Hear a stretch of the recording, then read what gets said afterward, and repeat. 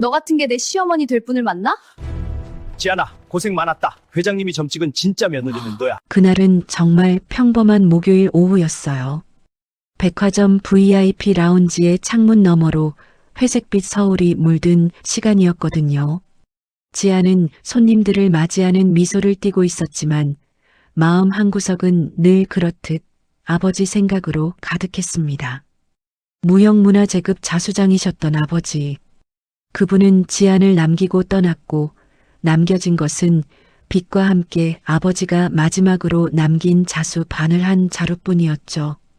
지아는 그 바늘을 매일 밤 책상 위에 놓고 바라봤습니다. 마치 아버지가 아직도 자신의 곁에 있는 것처럼요. 아버지가 손에 손을 잡고 가르쳐주던 그 섬세한 손놀림, 한 땀 한 땀에 정성을 담는 법, 그 모든 것이 지안의 손가락에 배어 있었거든요. 라운지의 일은 그리 복잡하지 않았습니다. VIP 손님들에게 차를 대접하고 편한 휴식 공간을 제공하며 때론 그들의 하소연을 들어주는 일이었습니다. 월급은 적었지만 이 일이 지안을 지탱해주는 유일한 끈이었어요. 빚을 갚기 위해서, 그리고 아버지가 남긴 것들을 지켜내기 위해서요. 그런데 그날 오후 2시 30분쯤이었어요. 라운지의 출입문이 조용하게 열렸고 한 명의 손님이 들어섰습니다. 낡은 회색 코트를 입은 노인이었습니다. 외투는 여러 군데가 해져 있었고 목에 감긴 스카프도 그리 깔끔하지 않았습니다. 그런데 이상한 점이 있었어요. 그 노인의 손에는 낙디 낡은 자수 손수건이 들려 있었는데 그 손수건 위에 새겨진 매화꽃은 너무나 섬세하고 고급스러워 보였거든요. 마치 누군가 수십 년을 들어서 정성껏 그려낸 것처럼요. 박 팀장이 그 모습을 보자마자 눈을 흘겼습니다. 박 팀장은 이 라운지를 관리하는 사람이었는데 외모와 복장에 매우 신경을 썼던 인물이었습니다. 이곳은 선별된 VIP 회원만 이용할 수 있는 공간입니다라는 말투로 상대방을 판단하는 버릇이 있었죠. 그 노인을 보는 순간 박 팀장의 입가에 냉소가 떠올랐습니다. 실례하지만 이곳은 회원제 라운지입니다라는 말과 함께 박 팀장이 일어섰어요. 목소리는 정중했지만 눈빛은 매우 차가웠습니다. 회원증을 확인해 주시겠어요? 그 노인은 아무 말도 하지 않고 라운지 내부를 둘러봤습니다. 마치 익숙한 곳을 보는 듯한 그런 시선이었거든요. 그런데 박 팀장은 그 시선을 놓치지 않았습니다.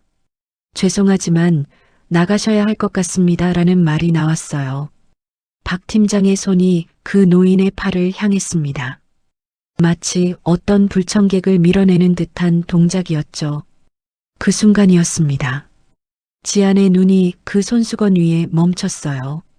지안은 그 순간 모든 것을 멈췄습니다.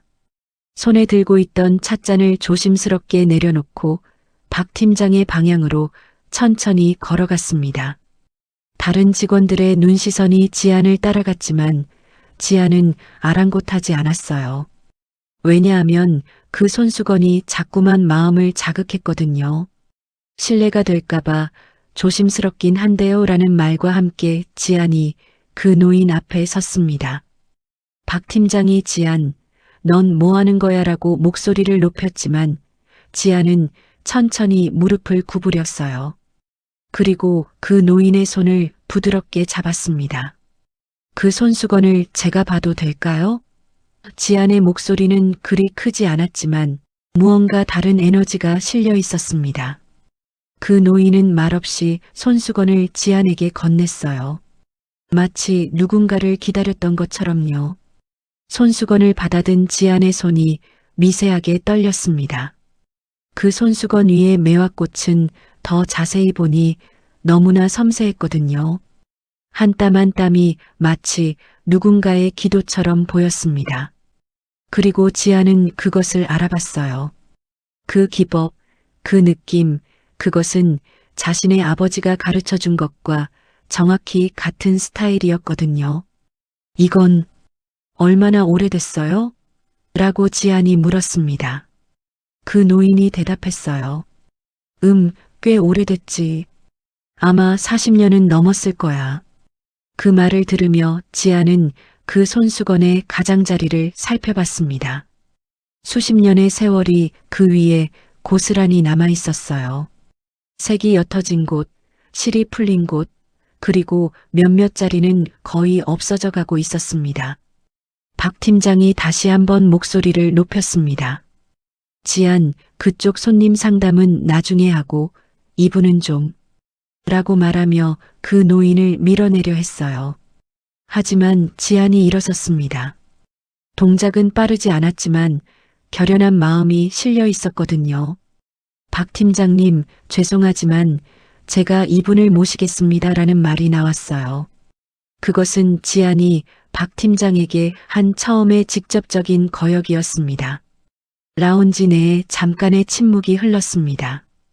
박 팀장의 얼굴이 붉어졌어요. 너 지금 뭐라는 거야? 나한테 반박이야? 아니요. 다만 이분은 제가 대접하겠다는 뜻입니다라고 지안이 차분하게 대답했습니다.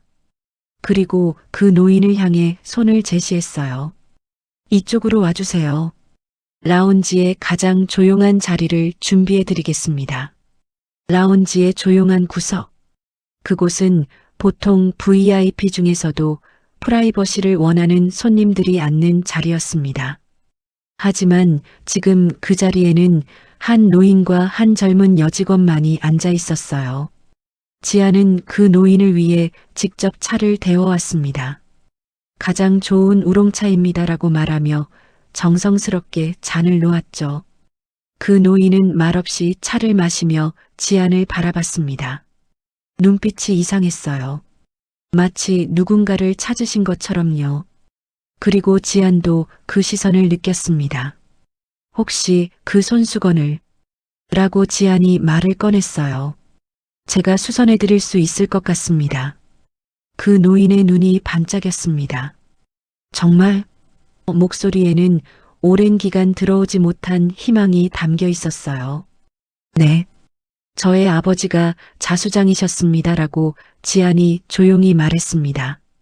그리고 계속했어요. 저도 그걸 배웠거든요. 혼자가 아니어서 이것이 정말 다행입니다. 그 순간 그 노인의 눈에 맺힌 것은 눈물이었습니다. 작은 눈물 한 방울이 그 노인의 뺨을 따라 내려왔어요. 지안은 그것을 보며 아무 말도 하지 않았습니다. 그저 그 손수건을 다시 받아들었고 자신의 가방 속에서 천천히 아버지가 남겨주신 자수 바늘과 실을 꺼냈습니다. 시간이 걸릴 것 같습니다만 정성을 다해 수선해드리겠습니다라고 지안이 약속했어요. 그리고 그 말은 단순한 수선의 약속이 아니었습니다. 그것은 아버지가 남겨주신 것을 지켜내겠다는 약속이자 누군가의 추억을 다시 살려내겠다는 약속이었거든요. 라운지의 조용한 구석에서 지안의 손이 움직이기 시작했습니다.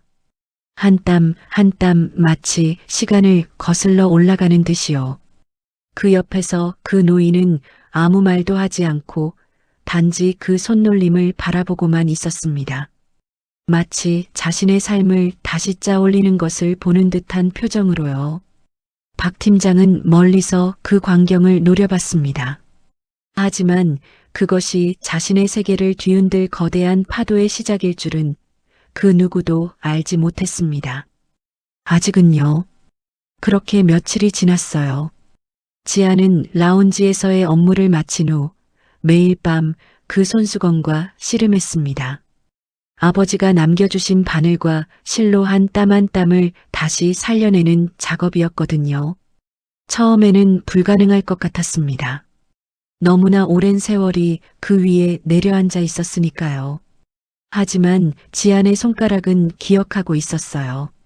아버지가 가르쳐주던 그 섬세한 기법들이 마치 몸에 밴 음악처럼요. 매화꽃의 윤곽부터 다시 그려나갔습니다. 옅어진 색감을 찾아내고 풀려나간 실을 다시 촘촘히 모아 올리고 여기저기 옅어진 부분들을 새로운 생명력으로 채워나갔어요. 밤 10시가 되고 11시가 되고 자정이 넘어서도 지안의 손은 멈추지 않았습니다. 마치 그 손수건이 자신과 아버지를 잇는 유일한 끈이라는 것을 알고 있는 듯이요. 라운지에서 만난 그 노인도 자주 찾아왔습니다. 처음에는 손수건의 진행 상황을 보기 위해서였지만 어느 순간부터는 그저 지안 옆에 앉아만 있었어요. 아무 말도 하지 않고 단지 그 손가락의 움직임을 따라가는 표정으로요. 박 팀장은 그 광경을 계속 노려봤습니다. 라운지의 규칙을 어기면서까지 개인적인 일을 하는 직원을 용인할 수 없다는 심정으로요. 그런데 수요일 오후였어요. 라운지가 가장 붐비는 시간대였습니다. VIP 손님들이 차를 마시며 휴식을 취하는 바로 그 시간이었거든요. 지아는 여느 때처럼 손님들을 챙기고 있었습니다. 찻잔이 비워질 때쯤 새로운 차를 권하고 혹시 모를 불편함이 없는지 살피는 그런 일들을 말이에요. 그 순간 라운지의 출입문이 요란하게 열렸습니다. 젊은 여성이 한 명 들어섰어요. 명품 가방을 여러 개 들었고 전신이 명품으로 치장된 그런 인물이었습니다. 바로 강세리였어요. 강세리는 이 백화점 계열사의 회장 딸이었습니다. 아니, 정확히는 회장의 딸이 아니라 일부 재벌 집단에 속한 3세 여성이었거든요. 그녀는 자신의 명품 브랜드를 이 백화점의 메인 명품관에 입점시키려고 오고 있었습니다. 강세리의 눈이 라운지 내를 훑었습니다. 마치 자신이 소유한 무언가를 검열하는 듯한 시선이었어요. 그리고 그 시선이 어떤 한 점에서 멈췄습니다.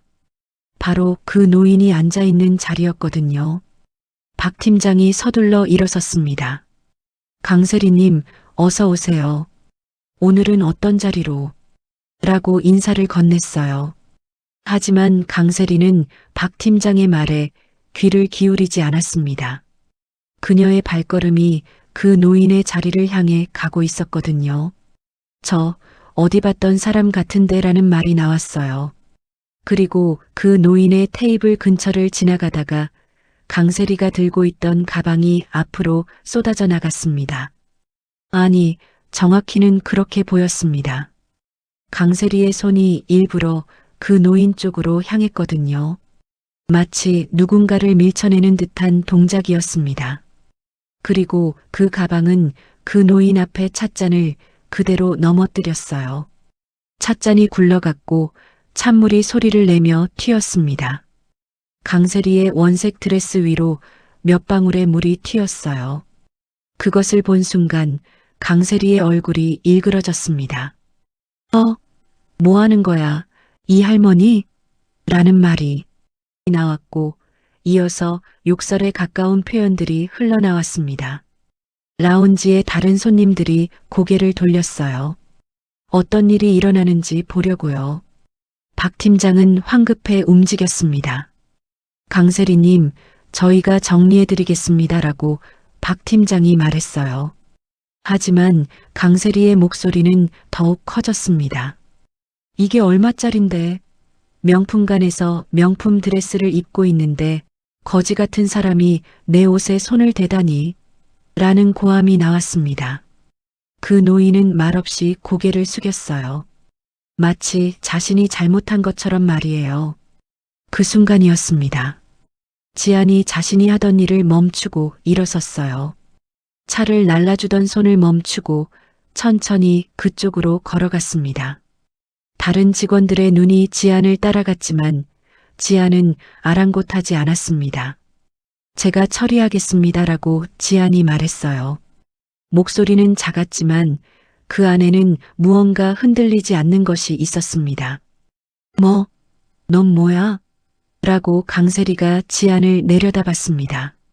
지안은 그 시선을 받으며 천천히 무릎을 구부렸어요.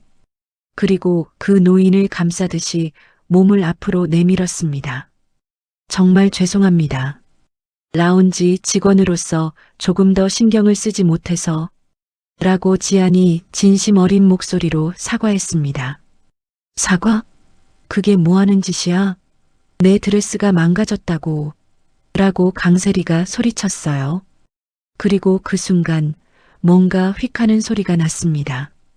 그것은 지안의 뺨을 지나가는 강세리의 손이었습니다. 한 대의 뺨 때림이었어요. 라운지 전체가 순간 얼어붙었습니다. 다른 손님들도 라운지 직원들도 심지어 박 팀장도 그 광경을 입을 다물지 못한 채 바라봤습니다. 지안의 얼굴이 옆으로 젖혀갔어요. 뺨이 화끈거렸지만 그녀는 눈을 감지 않았습니다. 그리고 천천히 고개를 돌려 다시 강세리를 마주봤습니다. 그 눈빛에는 분노보다는 무언가 다른 감정이 담겨 있었어요. 마치 누군가를 지키기 위한 결연함이 말이에요. 죄송하지만 강하게 나온 언어나 신체적 행동은 라운지의 규칙을 어기는 것입니다라고 지안이 차분하게 말했습니다. 혹시 이분에게 더 상처를 주실 작정이라면 라운지를 나가주셔야 할 것 같습니다. 강세리의 얼굴이 벌겋게 달아올랐어요. 자신의 행동을 지적받은 것이 치욕스러웠던 것 같습니다. 너 뭐 하는 거야? 내가 누군데? 라고 말하다가 박 팀장을 바라봤습니다. 박 팀장은 그 시선을 느꼈어요. 마치 자신에게 뭔가 처리를 요구하는 듯한 눈빛이었거든요. 박 팀장은 천천히 일어섰습니다. 그의 얼굴에는 냉소가 떠 있었어요. 지안이라고 박 팀장이 불렀어요. 목소리는 차분했지만 그 안에는 위협이 담겨 있었습니다. 네, 넌 지금부터 더 이상 라운지에 나올 필요가 없어. 네 계약 해지하라고 박 팀장이 말했습니다. 그리고 블랙리스트에 올린다. 이 백화점뿐 아니라 우리 계열사 어디든지 일할 수 없을 거야. 알겠지? 라운지가 한 번 더 얼어붙었어요. 다른 직원들은 눈을 마주치지 못했습니다. 라운지의 규칙은 명확했거든요. VIP 손님에게 대항하는 직원은 용납할 수 없다는 것 말이에요. 하지만 지안의 표정은 변하지 않았습니다. 뺨의 따끔거림도 박 팀장의 위협도 지안을 바라보는 다른 직원들의 눈빛도 모두 느껴졌을 것입니다. 하지만 지안은 여전히 그 노인을 감싸고 있었어요. 알겠습니다라고 지안이 조용하게 말했습니다. 그럼 이제 나가겠습니다. 지안이 일어서려 하자 그 노인이 지안의 손을 잡았어요. 손이 미세하게 떨리고 있었습니다. 마치 자신 때문에 이런 일이 일어난 것을 책임지는 듯한 그런 떨림이었거든요. 미안해. 정말 미안해라고 노인이 중얼거렸어요. 하지만 지안은 고개를 저었습니다. 아니에요. 제가 해야 할 일을 했을 뿐입니다라고 지안이 말했습니다. 그리고 계속했어요. 그리고 손수건은 제가 끝낼 테니까 걱정하지 마세요. 지안은 자신이 다니던 라운지를 나갔어요. 그 순간 강세리와 박 팀장은 서로 웃음을 나눴습니다. 마치 자신들이 뭔가 굉장한 일을 해낸 것처럼요. 하지만 그들이 알지 못했던 것이 있었습니다. 라운지의 조용한 구석에는 아직도 완성되지 않은 손수건이 남아 있었고 그 손수건의 가치는 그 누구도 상상할 수 없었던 것이요. 그리고 그 노인의 손가락에 감겨 있는 손수건의 무게는 단순한 자수 작품이 아니었던 것입니다. 밤이 깊어갔어요. 지안은 자신의 작은 원룸으로 돌아갔습니다. 박 팀장의 말이 자꾸만 떠올랐습니다. 블랙리스트. 그 말은 지안의 인생에서 거대한 벽이 되어버렸어요. 이미 빚에 짓눌려 있던 그녀에게 일자리는 유일한 희망이었거든요. 휴대폰이 울렸습니다. 모르는 번호였어요. 지안은 조심스럽게 전화를 받았습니다. 안녕하세요. 저는 도준입니다라는 목소리가 나왔어요. 혹시 지금 시간 괜찮으신가요? 제 가족을 소개해드리고 싶은데. 그날 밤은 정말 길었어요. 지안은 침대에 누워 천장을 바라봤습니다. 휴대폰의 화면이 여전히 켜져 있었고 도준이라는 이름이 남겨진 메시지들이 계속 들어오고 있었거든요. 가족을 소개해드리고 싶다는 말이 자꾸만 떠올랐습니다. 도준을 처음 만난 것은 한 달 전 비 오는 날이었어요. 지아는 알바 후 퇴근하다가 길을 잃은 할머니를 봤습니다. 이른을 훨씬 넘어 보이는 그 할머니는 맨발로 빗속을 헤매고 계셨거든요. 지아는 자신의 우산을 벗어 그 할머니 위에 씌워주고 손을 잡고 버스 정류장까지 함께 걸어갔습니다. 그 자리에 있던 한 젊은 남성이 지안을 지켜보고 있었습니다. 그 사람이 도준이었어요. 그 이후로 도준은 자꾸만 지안이 일하는 장소에 나타났습니다. 그 후에도 여러 곳에서 우연처럼 만났습니다. 처음엔 우연이라고 생각했는데 어느 순간부터는 도준이 자신을 찾아오는 것 같다는 느낌을 받았거든요. 하지만 지아는 그것을 깊이 생각하지 않으려고 했습니다. 자신에게는 현재가 버거웠으니까요. 하지만 도준의 전화를 받은 순간 지아는 뭔가 달라졌습니다. 제 가족을 소개해드리고 싶다는 말 속에는 그냥 단순한 소개가 아닌 뭔가 큰 결정이 담겨 있는 것 같았거든요. 그리고 그 말 앞에 혹시 지금 시간 괜찮으신가요? 라는 존댓말이 있었습니다. 도준이 지금까지 써본 적 없는 공손한 문체였어요. 전화 통화 중에 도준은 자신의 가족을 만날 날을 제시했습니다. 바로 다음 날 저녁 6시 강남의 한 고급 한정식당이었습니다. 그곳의 이름을 들으며 지아는 흠칫했어요. 그 식당은 지안이 전에 일했던 곳보다 훨씬 고급스러운 곳이었거든요. 마치 다른 세상의 장소처럼요. 너무 부담스러우면 안 된다 해도 괜찮아라고 도준이 말했어요. 하지만 지안은 가겠습니다라고 답했습니다. 아마도 도준이라는 사람에게 호기심이 있었던 것 같기도 하고 혹은 현재의 절망적인 상황에서 벗어나고 싶었던 것 같기도 했거든요. 그 다음 날이 왔어요. 지아는 자신이 가진 가장 좋은 옷을 꺼내 입었습니다. 검은색 정장이었는데 여러 번의 세탁으로 조금은 색이 바래 보였습니다. 하지만 그것이 지안이 가진 최선이었어요. 거울 앞에서 한 번, 두 번 자신의 모습을 확인했습니다. 너무 어색했습니다. 마치 자신이 아닌 다른 사람이 되려는 것 같았거든요. 강남의 한정식당은 지안의 예상보다 훨씬 웅장했습니다. 입구에는 전통 석조문이 있었고 안으로 들어가니 고급 목재로 된 벽과 천장이 시선을 압도했어요. 조용한 음악이 흘러나왔고 직원들의 움직임은 정중했습니다. 이곳은 분명 지안이 지금까지 경험해본 어떤 공간과도 달랐어요. 도준이 입구에서 지안을 맞이했습니다. 평소의 캐주얼한 옷차림과 달리 도준은 고급 정장을 입고 있었어요. 마치 이 자리를 위해 철저히 준비한 듯한 모습이었습니다. 왔어? 기다렸어라고 도준이 말했습니다. 그리고 지안을 한 폭의 방으로 안내했어요. 전형적인 한정식당의 독립된 공간이었는데 창문으로 한강이 보였습니다. 저녁 해가 지고 있었고 그 빛이 한강 위에 반짝이고 있었거든요. 오셨어요? 안녕하세요라는 목소리가 들렸습니다. 방 안에는 이미 몇 사람이 앉아 있었어요.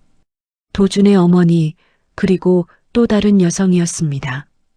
도준의 어머니는 우아한 느낌의 중년 여성이었고 옆에 앉은 여성은 잠깐 그 여성의 얼굴이 낯익었습니다.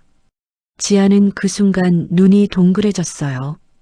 그것은 라운지에서 만났던 그 노인이었습니다. 하지만 지금 그 노인은 완전히 다른 모습으로 변해 있었습니다. 화려한 색감의 한복을 입고 있었거든요.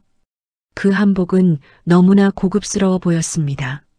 마치 문화재를 보는 듯한 그런 느낌이었어요. 그리고 그 한복의 가슴팍에는 지안이 수선했던 그 손수건이 소중하게 고정되어 있었습니다. 완성되지 않았던 그 손수건 말이에요. 어서 앉아요. 지안이라고 도준의 어머니가 말했습니다. 하지만 지안은 움직일 수 없었어요. 머리가 복잡했거든요. 도준의 가족을 소개한다던 것이 이런 상황이었단 말인가요? 이분이 제 어머니시고 이분이 제 할머니십니다라고 도준이 차분하게 설명했습니다. 할머니. 그 말이 지안의 뇌를 관통했어요. 할머니? 지안이 작은 목소리로 물었습니다. 그 노인, 아니 그 할머니가 천천히 일어섰습니다. 그리고 지안 앞으로 다가왔어요. 그 움직임은 어제의 문전박대를 당하던 그 노인의 움직임이 아니었습니다. 왕족이나 고급 귀족이 움직이는 듯한 그런 위엄이 있었거든요. 고마워, 진심으로라고 할머니가 말했습니다. 목소리가 떨렸어요. 내 어머니가 남긴 이것을 다시 살려준 건 너야. 그리고 그것만이 아니었지? 할머니는 지안의 손을 들어 올렸습니다. 그리고 그 손을 자신의 얼굴에 대었어요. 마치 누군가에게 절을 하는 것처럼요. 제가 이해를 못하겠는데요 라고 지안이 떨리는 목소리로 말했습니다. 그 순간 도준의 어머니가 입을 열었어요. 우리 어머니는 이 나라 최대 유통그룹의 회장입니다라고 말했습니다. 그리고 도준이는 그 회장의 손자고요. 지안의 다리가 흔들렸어요. 마치 지진이 일어난 것처럼요. 최대 유통그룹의 회장? 그것은 자신이 일하던 백화점을 거느린 그 회장이라는 뜻이었어요. 그런데 라고 지안이 겨우 말을 이었습니다. 왜? 어제 박 팀장은 지금 더 이상 우리 라운지의 직원이 아닙니다라고 회장이 차분하게 말했어요. 그리고 강셀이라는 여자도 말이에요. 그들이 저지른 행동들을 조사한 결과 상당한 비리가 드러났습니다. 지안은 의자에 앉아야만 했어요. 무릎이 너무 떨렸거든요. 어제 자신은 블랙리스트에 올려진다는 협박을 받았습니다. 자신이 한 일이라고는 누군가를 감싸주고 누군가의 존엄을 지켜주는 것뿐이었는데요. 너는 왜 그랬을까? 라고 회장이 물었습니다. 어제 저 강셀이라는 여자의 말을 그냥 들었어도 됐어. 너는 계약직이었고 아무 책임도 없었어. 그런데 넌 왜 앞에 섰을까? 지안은 대답을 할 수 없었어요. 왜 그랬는지 자신도 모르는 것 같았거든요. 그저 누군가가 부당한 대우를 받는 것이 견딜 수 없었던 것 같기도 하고 혹은 그 노인의 얼굴 표정이 자신의 아버지처럼 보였던 것 같기도 했습니다. 아버지가 자수장이셨다고 들었어요 라고 회장이 계속했습니다. 지안이 깜짝 놀랐어요. 누가 그런 이야기를 했을까요? 도준이가 얘기했어라고 회장이 웃음을 지었습니다. 그 아이가 너한테서 배운 것들이 있다고 말했거든. 너는 모를지 몰라도 그 아이는 오래전부터 너를 지켜보고 있었어. 지안은 도준을 바라봤어요. 도준의 얼굴이 조금 붉어져 있었습니다. 내 어머니가 수십 년 전에 자수로 만든 이 손수건이라고 회장이 말했습니다. 가슴팍에 고정된 손수건을 가리켰어요. 나는 오랫동안 이것을 수선해줄 사람을 찾고 있었어. 단순한 기술이 아니라 그 안에 담긴 마음까지 이어줄 수 있는 사람 말이야. 그런데 넌 그걸 해냈어. 회장은 지안의 앞에 무언가를 놓았습니다. 그것은 종이 한 장이었어요. 지안이 그것을 집어들었을 때 손이 떨렸습니다. 그것은 블랙리스트 취소 공문이었고 동시에 새로운 계약서였거든요. 하지만 그 계약서의 내용은 이전과는 완전히 달랐습니다. 내 전담 아트 디렉터로서 일해주지 않을래? 라고 회장이 물었습니다. 너의 아버지가 남긴 것들을 우리 그룹에서 알릴 수 있게 말이야. 지안은 답을 할 수 없었어요. 눈물이 자꾸만 흘러내렸거든요. 어제까지만 해도 자신은 절망 속에 있었습니다. 일자리를 잃었고 블랙리스트에 올려졌고 미래가 보이지 않았어요. 하지만 지금 이 순간 모든 것이 180도 바뀌어 있었습니다. 그리고라고 도준이 입을 열었습니다. 그 목소리에는 어떤 결정이 담겨 있었어요. 지안을 우리 가족으로 맞이하고 싶습니다. 라운지에서 박 팀장과 강세리를 제외한 다른 직원들은 그날의 일을 두고두고 입을 모았습니다. 블랙리스트에 올려진다고 했던 그 계약직 여직원이 이튿날 회장의 전담 아트 디렉터가 되었으니까요. 그것도 회장의 손자와 함께 말이에요. 박 팀장은 그날 오후에 결국 해고 통보를 받았습니다. 회장의 직접적인 지시였어요. 그리고 강세리는 자신의 브랜드 입점이 영원히 취소되었다는 통보를 받았습니다. 더불어 자신의 아버지 회사도 회장의 그룹과의 모든 거래가 중단되었다는 소식을 듣게 됐죠. 그들이 심은 것은 가시였고 거둔 것도 가시였습니다. 하지만 그 가시를 피해 누군가를 감싸주었던 지안에게는 달빛처럼 밝은 새로운 날이 떠오르고 있었어요. 마치 그 손수건 위에 매화꽃이 다시 피어난 것처럼요. 그 밤 지안은 자신의 작은 원룸으로 돌아갔습니다. 손에는 새로운 계약서와 아버지가 남겨주신 자수 도구들이 들려 있었어요. 그리고 침대에 누웠을 때 지안은 비로소 웃음을 지을 수 있었습니다. 아버지, 이제 괜찮아요. 그 손수건처럼 당신이 남겨주신 것들이 다시 살아나고 있어요. 그 생각이 들었을 때 지안은 처음으로 희망이라는 감정을 느꼈거든요. 그 다음 날은 정말 이상한 하루였어요. 지안은 새벽부터 눈을 떴습니다. 어제의 일이 정말 일어났던 건지 아니면 꿈이었던 건지 구분이 되지 않았거든요.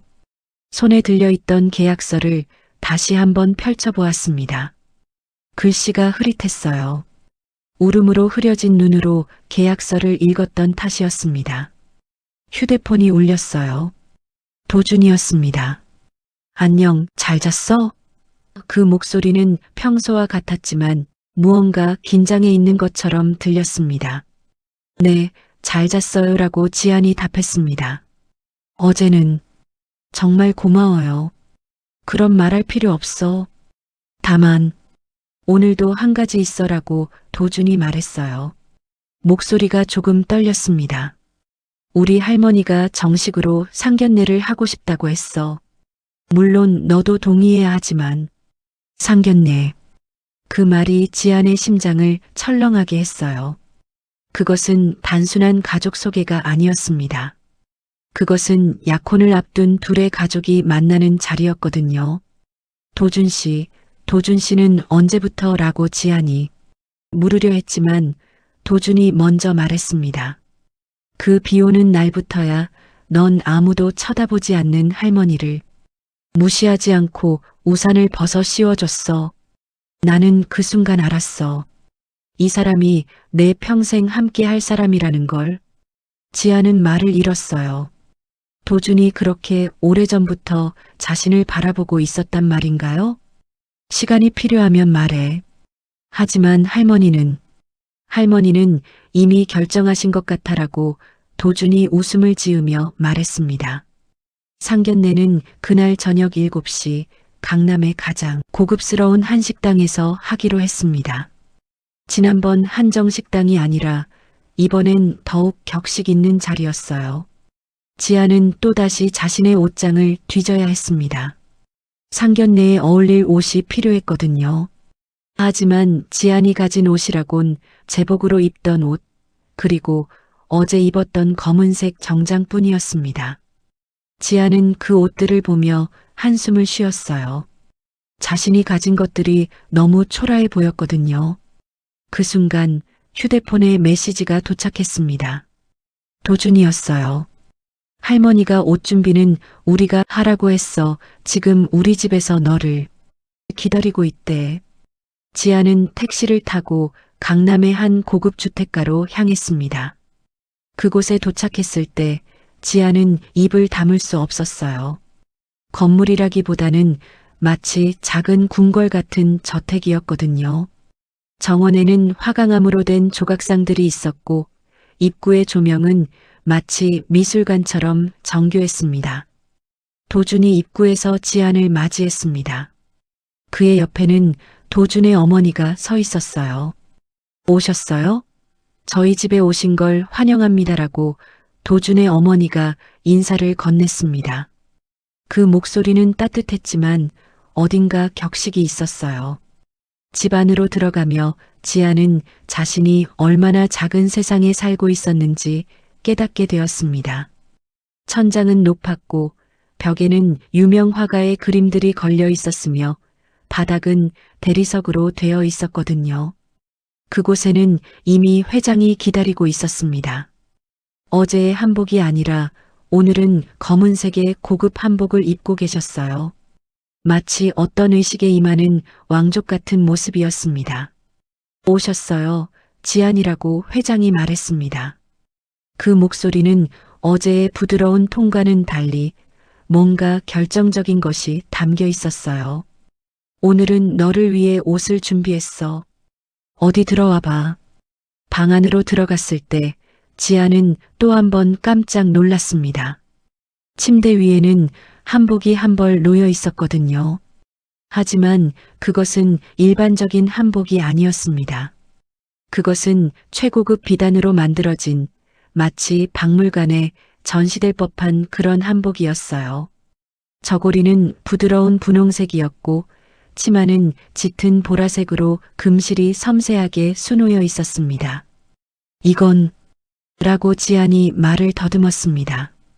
내 어머니가 어렸을 때 입던 한복이야 라고 회장이 설명했습니다.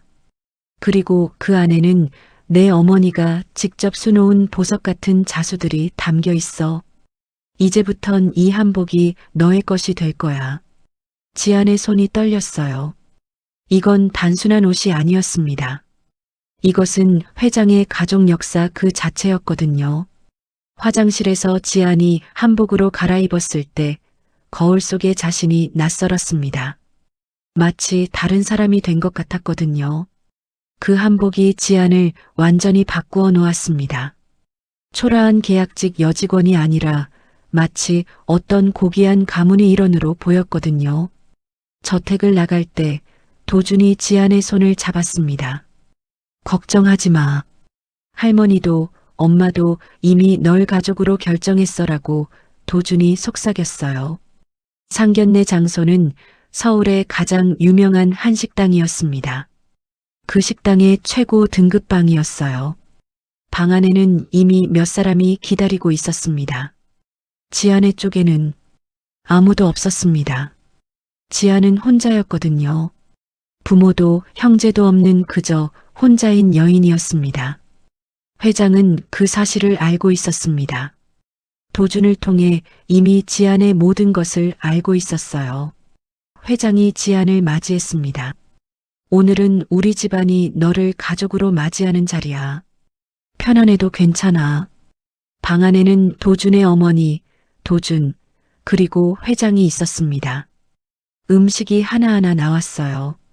최고급 한우, 신선한 회, 그리고 여러 반찬들이었습니다.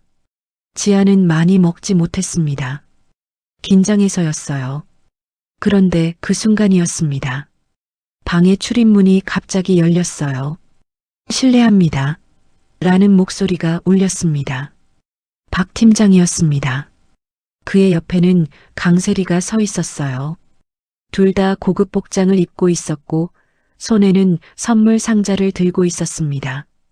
회장님, 사전에 약속하신 대로 상견례 자리에 참석했습니다라고 박 팀장이 말했습니다. 그리고 뇌물을 준비했습니다. 저희 그룹의 최고급 인삼과 순간 회장이 일어섰어요.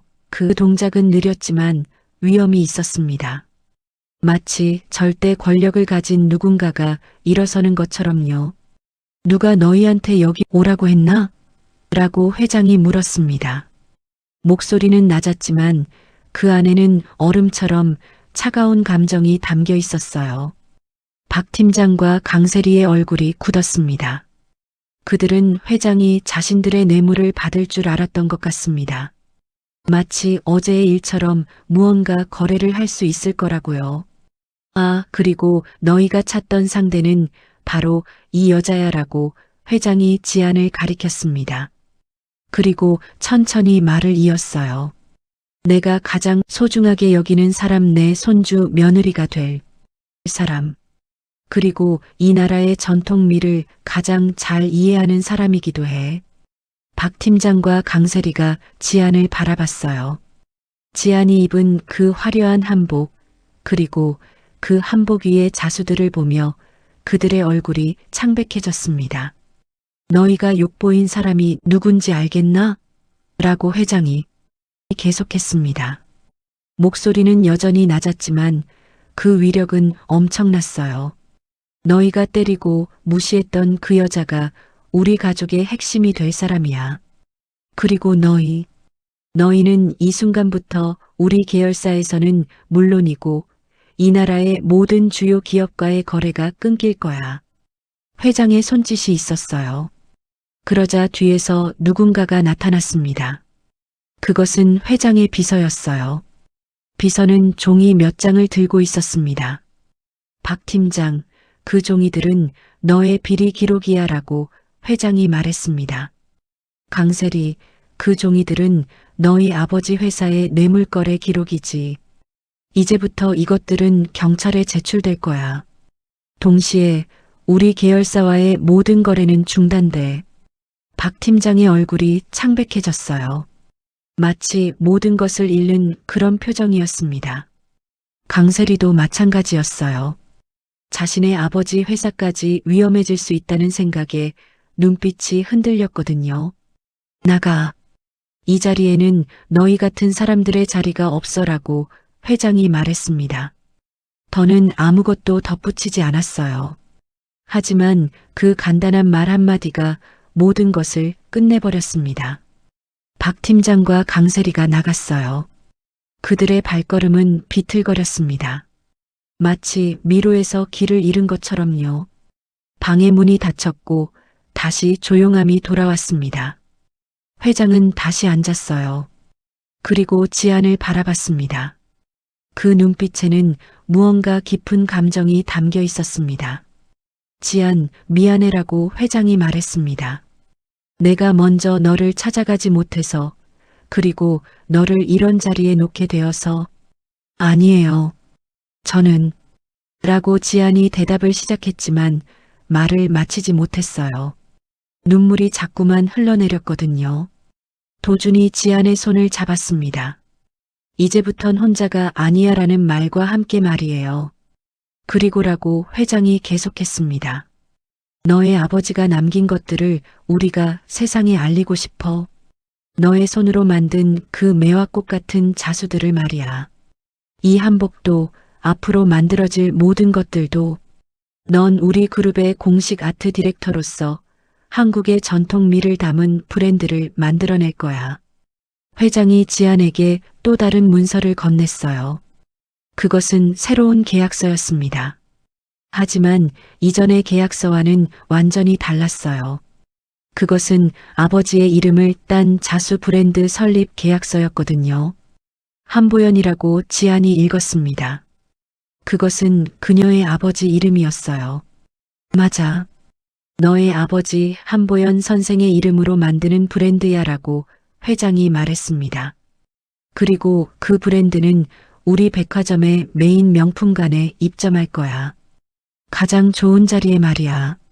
지아는 더 이상 눈물을 멈출 수 없었어요. 어제까지만 해도 자신은 절망 속에 있었습니다. 하지만 지금 이 순간 모든 것이 다시 살아나고 있었습니다. 마치 자신이 수선했던 그 손수건처럼요. 그 밤 상견례는 계속되었습니다. 음식을 먹으며 회장은 지안에게 자신의 어머니에 대해 이야기해 주었어요. 어떻게 그 손수건을 만들게 되었는지, 그리고 왜 그토록 오랫동안 그것을 지켜왔는지 말이에요. 내 어머니는 전쟁 때 아주 어렸을 때부터 자수를 배웠어라고 회장이 말했습니다.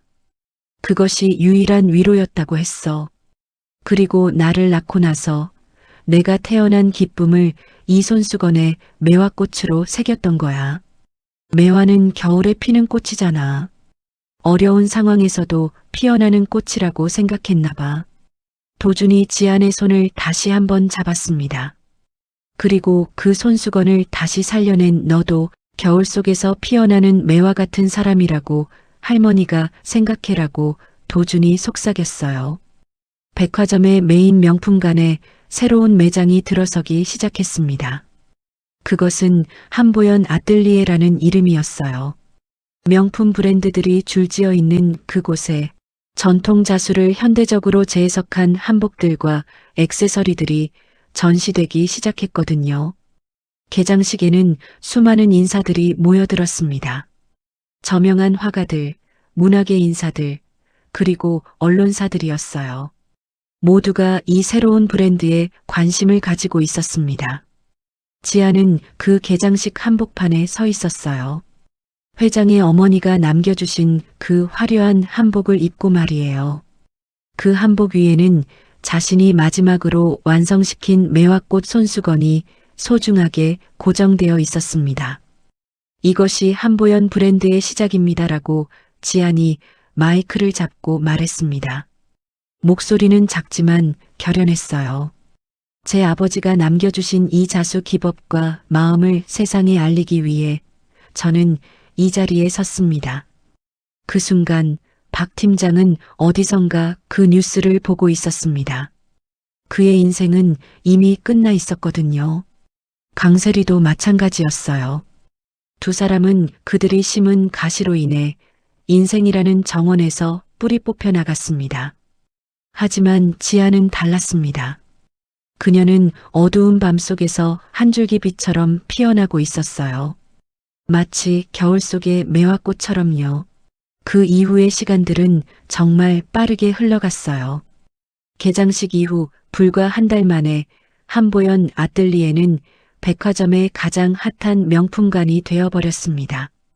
유명 연예인들이 지안의 한복을 입고 나타났고 국내외 패션지들이 앞다투어 이 새로운 브랜드를 소개했거든요. 지안이 만든 한복들은 마치 예술 작품이었습니다. 전통의 깊이와 현대의 감성이 하나로 어우러진 그런 옷들이었어요. 더 놀라운 것은 지안의 손으로 만들어진 각 작품마다 이야기가 있었다는 것이었습니다. 매화꽃 시리즈, 달빛 시리즈, 그리고 계절을 담은 여러 컬렉션들이었어요.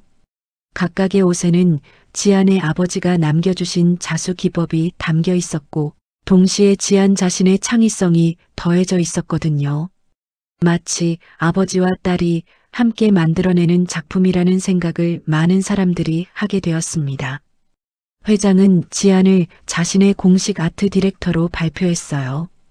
그것은 단순한 직책이 아니었습니다. 그것은 회장이 지안을 가족으로 인정한다는 선언이었고 동시에 전통 미술을 미래로 이어가는 가교 역할을 하는 사람으로 공식 인정하는 것이었거든요. 한편 박 팀장은 경찰 조사를 받고 있었습니다.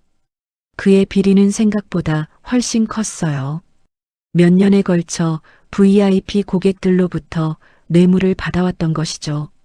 라운지의 최고급 서비스를 받기 위해 뇌물을 건네는 고객들이 있었고 박 팀장은 그것을 모두 챙겨왔던 것입니다. 회장이 수사를 의뢰하자 검찰은 즉시 수사에 나섰습니다. 강세리의 상황도 마찬가지였어요. 그녀가 브랜드 입점 과정에서 뇌물을 건넸다는 것이 밝혀졌고 더 심각한 것은 그녀의 아버지 회사가 여러 비리에 연루되어 있다는 것이었습니다. 회장의 그룹과의 거래 중단은 시작일 뿐이었어요. 다른 대형 유통업체들도 연쇄적으로 거래를 끊기 시작했거든요. 마치 도미노처럼 말이에요. 강세리는 외국으로 도망을 시도했습니다.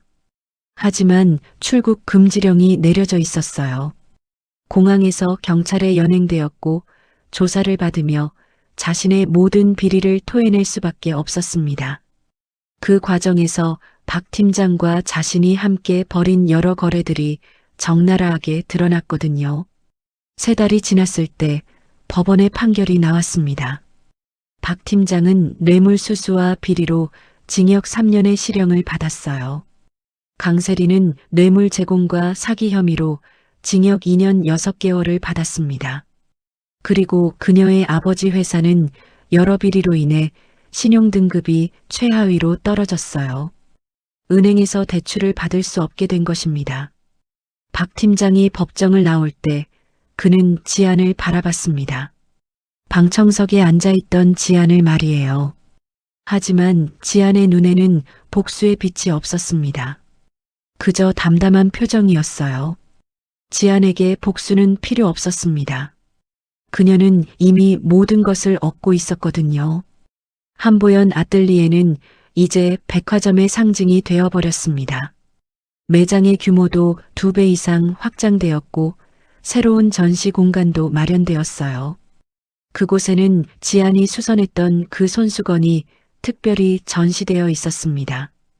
박물관의 보물처럼 말이에요. 이것은 달빛 자수의 기적이라고 이름 지어진 손수건입니다라는 설명문이 옆에 붙어 있었어요. 이 손수건은 70년 전 한 여인이 자신의 아들을 낳은 기쁨을 담아 자수한 것이며 수십 년의 세월 속에서 거의 사라져가던 것을 한 젊은 여인이 아버지의 유산인 자수 기법으로 다시 살려낸 것입니다. 이것은 단순한 자수 작품이 아니라 세대를 잇는 사랑의 기록입니다. 많은 방문객들이 그 손수건 앞에서 멈춰 섰습니다. 어떤 사람들은 눈물을 흘리기도 했어요. 그 손수건 속에 담긴 이야기가 많은 사람들의 마음을 울렸기 때문입니다. 결혼식은 가을이 한창일 때 진행되었습니다. 그것도 매우 조용한 시기였어요. 화려함보다는 품격 있는 정적함으로 이루어진 시기였거든요. 지안이 입은 한복은 자신이 직접 만든 것이었습니다. 회장의 어머니가 만든 한복을 토대로 자신의 손으로 새로운 자수를 더해서 말이에요. 그 한복 위에는 매화꽃들이 무수히 핀 모양의 자수가 있었습니다. 마치 겨울밤의 달빛 아래에서 피어난 꽃들처럼요. 신부 지안은 너무나 아름다웠습니다. 마치 그 자체로 예술작품인 듯 말이에요. 회장은 손님 대신 지안의 아버지를 대표하는 자로서 신부를 입장시켰습니다. 아버지를 잃은 신부를 위해 내가 이 역할을 하는 것을 허락해달라고 식전에 이야기했거든요. 그 순간 많은 사람들이 눈물을 흘렸습니다. 권력을 가진 회장이 보여주는 따뜻함이었으니까요. 도주는 신부를 맞이하며 눈물을 흘렸어요. 손을 맞잡는 순간 두 사람 모두 떨고 있었습니다. 그것은 결혼식의 긴장감 때문만이 아니었습니다. 그것은 두 사람이 함께하는 미래에 대한 경이로움이었거든요. 지안, 나는 너를 사랑해라고 도준이 신부에게 말했습니다. 목소리는 크지 않았지만 그 안에 담긴 감정은 그 누구도 부정할 수 없었어요. 그 비 오는 날부터 나는 너를 본 순간부터 나는 알았어. 넌 내가 함께하고 싶은 사람이라는 걸. 지안도 울음을 멈추지 못했어요. 도준아, 고마워. 정말 고마워라고 지안이 말했습니다. 너 때문에 그리고 회장님 때문에 내 아버지의 꿈이 다시 살아났어. 식이 끝나고 하객들은 축제의 분위기 속에서 신부 신랑을 축하했습니다. 하지만 지안의 눈길은 계속 한 곳에 머물러 있었어요. 바로 그 특별한 손수건이 전시되어 있는 공간으로 말이에요. 그 밤 신혼집으로 가는 차 안에서 지안은 도준에게 물었습니다. 너는 언제부터 나를 이렇게 생각했어? 도준이 웃음을 지었어요. 그 할머니가 차를 엎질렀을 때도 아니고 내가 라운지에서 너를 처음 만났을 때도 아니야라고 도준이 말했습니다. 내가 할머니를 찾아주지 못했을 때 넌 내 대신 그 할머니를 챙겨줬어.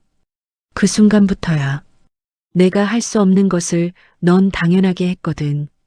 그것이 사랑이구나 싶었어. 지아는 도준의 손을 잡았습니다. 그것은 신부와 신랑의 손잡음이 아니었습니다. 그것은 두 영혼이 만나는 손잡음이었어요. 시간이 더 흘렀습니다. 한 해가 지나자 지아는 한보연 아뜰리에 본점 외에 강남, 서초, 명동에 새로운 매장들을 열었습니다. 각 매장은 마치 갤러리 같은 분위기였어요. 한복을 판매하는 것을 넘어서 전통 미술을 체험하고 감상하는 공간이 되어버렸거든요. 국제 패션 위크에도 초대를 받기 시작했습니다. 파리, 밀라노, 뉴욕의 패션 위크에서 한보연의 컬렉션이 발표되었어요. 세계의 패션 업계는 놀라움을 감출 수 없었습니다. 동양의 전통미가 이렇게 현대적으로 표현될 수 있다는 것을 깨닫게 된 것입니다. BBC, CNN, 보그 매거진들이 지안에 대해 기사를 썼습니다. 한국의 전통미를 세계에 알린 여인, 자수 예술의 미래를 만드는 여자 같은 제목들이었어요. 지안은 한순간에 국제적으로 유명한 디자이너가 되어버렸습니다. 하지만 지안은 여전히 자신을 잊지 않았어요.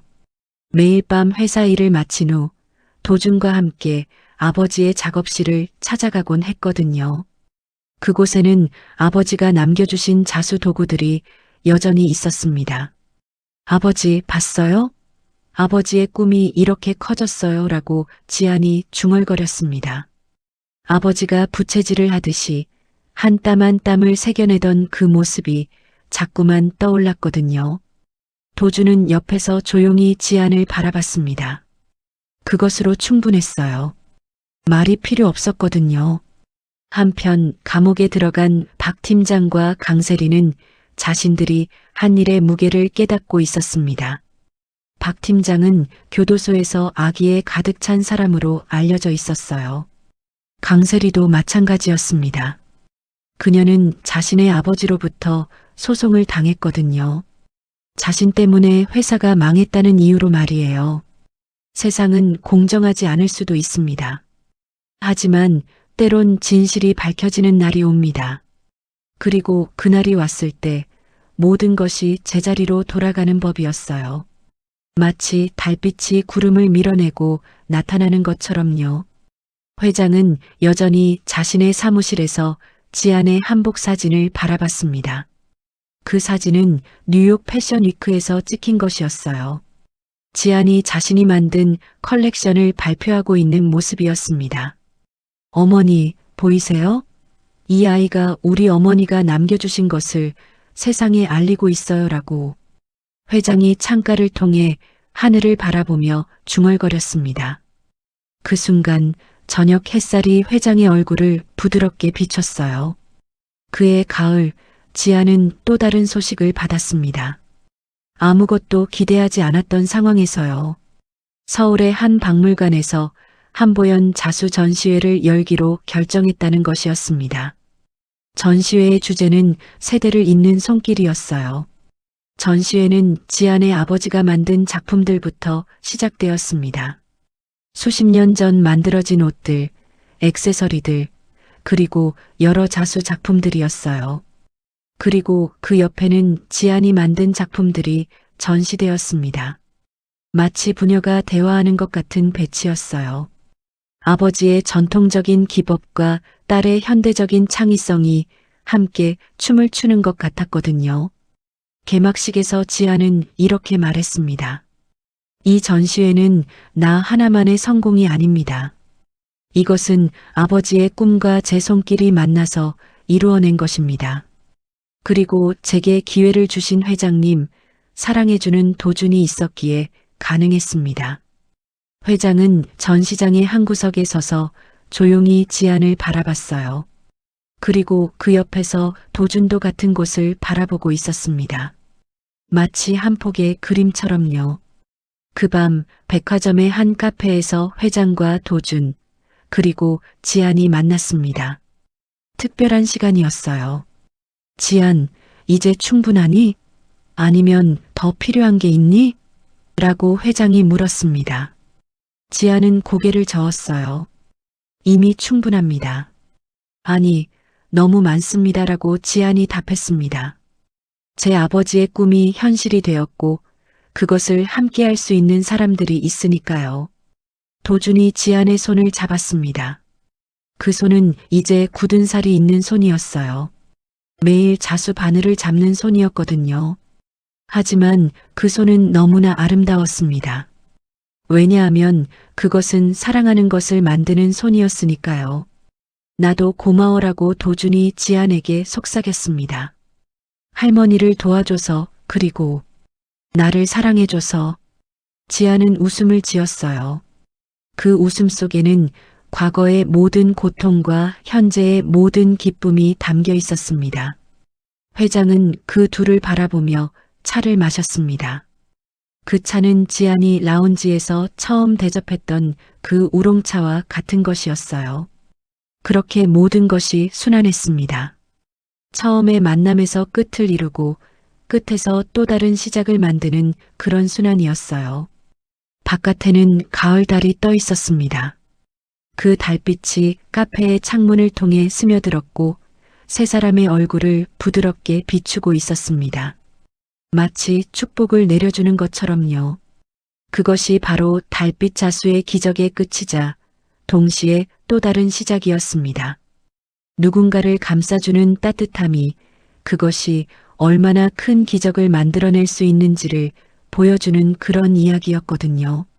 마치 어둠 속에서 한 줄기 달빛처럼 한 사람의 선한 행동이 얼마나 많은 사람들의 삶을 밝혀낼 수 있는지를 보여주는 아름다운 이야기가 말이에요.